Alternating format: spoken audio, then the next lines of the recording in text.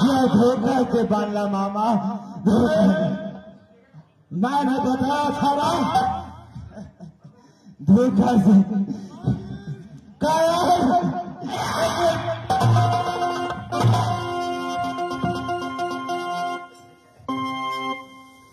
एक फिर बांध खोल के देख ली।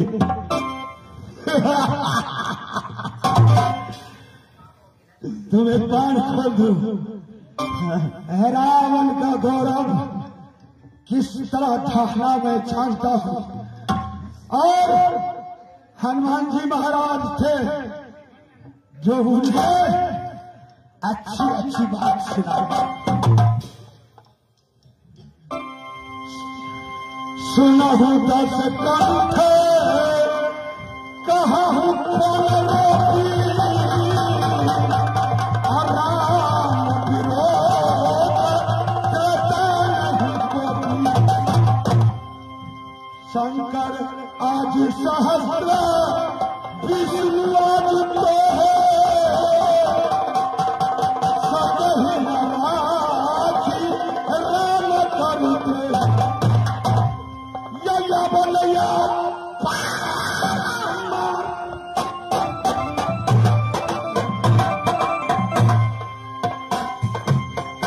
तो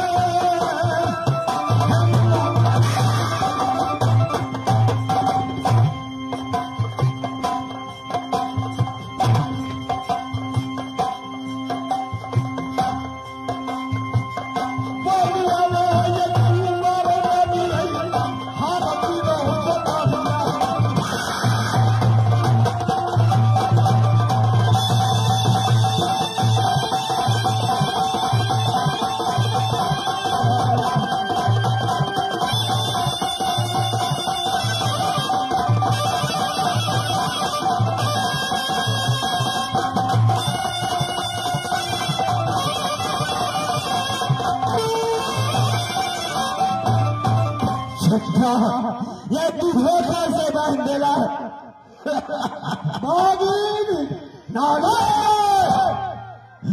मेरे हाथों से तेरी मृत्यु निश्चित है। ये बार बार तोरा समझाने तुम्हें मैंने अगले दिन दान खुला के भेज दिया था।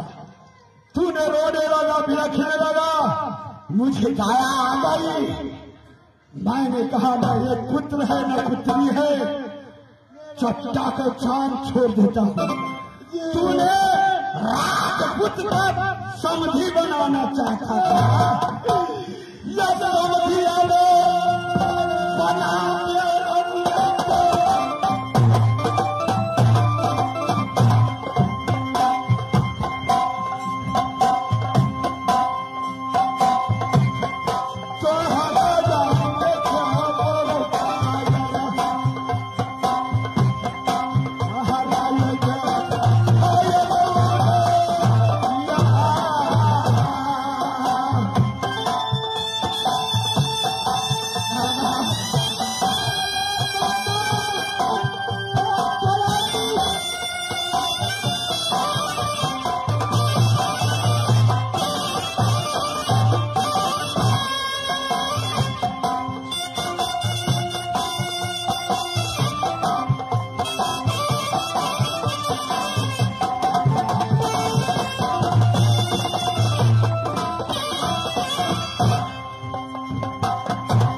भैया भतीजा याद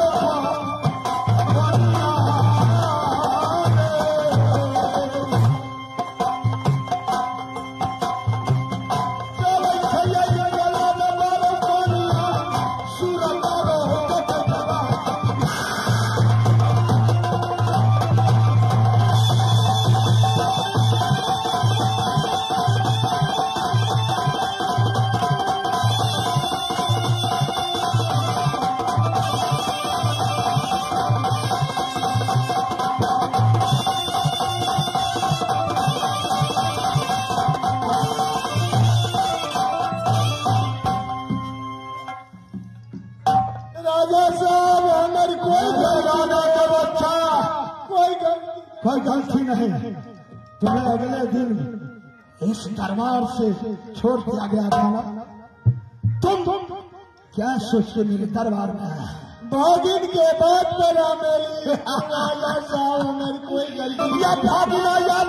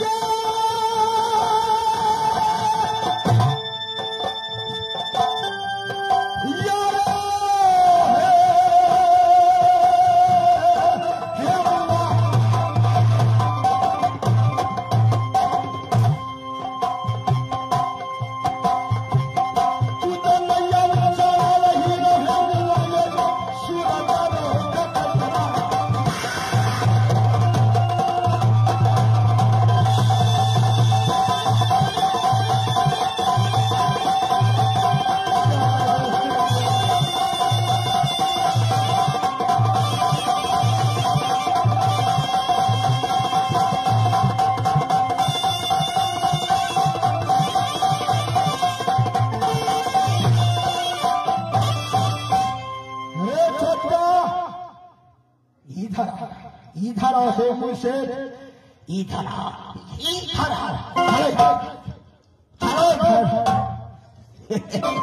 हमारी कोई गलती नहीं, कोई गलती नहीं कि पुत्र